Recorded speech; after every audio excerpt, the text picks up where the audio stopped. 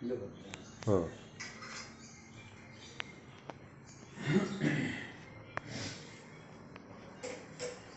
ನೋಡಿ, ಯಶೋಧಾ ಮಾತೆ ಹಾಲು ಕರಿತಾ ಇರೋದು ಮತ್ತು ಕೃಷ್ಣ ಪೀಡಿಸ್ತಾ ಇರೋದು ಹಾಲು ಕೊಡಮ್ಮ ಅಂತ ಹೇಳ್ಬಿಟ್ಟು ಈ ಒಂದು ಅಮೂಲ್ಯವಾದಂಥ ಚಿತ್ರವನ್ನು ಗಂಗರಾಜು ಸರ್ ಅರಿಶಿನಗುಂಟೆಯಲ್ಲಿ ಬರೆಸಿದ್ದಾರೆ.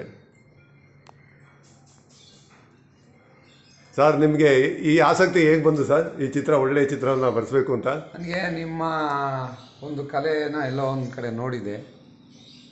ನೋಡಾದ್ಮೇಲೆ ನಾನು ನಮ್ಮ ಮನೇಲಿ ಯಾಕೆ ಬರೆಸ್ಬಾರ್ದು, ತುಂಬ ಚೆನ್ನಾಗಿ ಬರೀತಾರೆ ಗುರುಗಳು, ತುಂಬ ಭಾಳ ವಿದ್ಯಾವಂತರು, ಚೆನ್ನಾಗಿ ಬರೆದಿದ್ದಾರೆ. ಕಲೆ ಎಲ್ಲರದು ಅಲ್ಲ, ಯಾರ ಅಪ್ಪಂದು ಅಲ್ಲ ಕಲೆ. ನಿಮ್ಮಲ್ಲಿ ಆ ದೇವಿ ಸರಸ್ವತಿ ಇದ್ದಾಳೆ, ತುಂಬ ಚೆನ್ನಾಗಿ ಬರೆದಿದ್ದೀರಿ. ನಾನು ತುಂಬ ಬೆಳಗ್ಗೆ ಎದ್ದ ತಕ್ಷಣ ನೋಡೋದೇ ಅದನ್ನು. ಇವಾಗೆಲ್ಲ ಏನು ಹಸು ಸಾಕೋದು ಬಿಟ್ಬಿಟ್ಟಿದ್ದೀವಲ್ಲ ಸೊನ್ನೆ. ಹೌದು ಸರ್. ನೋಡಿ, ನೀವು ಈ ಒಂದು ಚಿತ್ರ ಬರೆಸಿದ್ದಕ್ಕಾಗಿ ಹಲವಾರು ಕಡೆ ಬರೆಸಿದ್ದಾರೆ.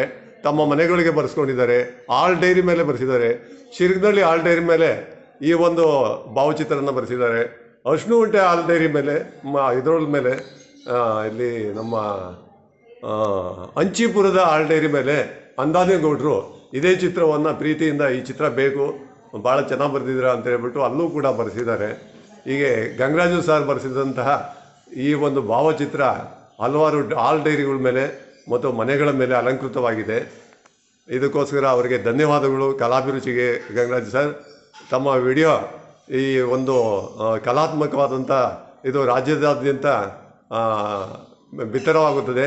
ನಮ್ಮದು Basava YouTube channel. Thank you, ಧನ್ಯವಾದಗಳು ಸರ್. ನಿಮಗೂ ಧನ್ಯವಾದಗಳು.